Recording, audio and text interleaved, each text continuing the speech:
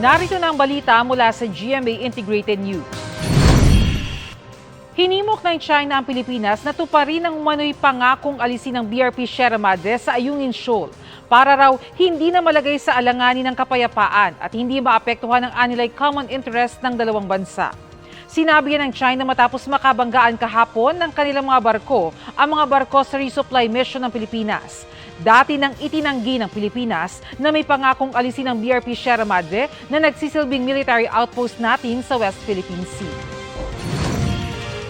Para sa mas malaking misyon at mas malawak na paglilingkod sa bayan, ako po si Bernadette Reyes ng GMA Integrated News, ang News Authority ng Pilipino.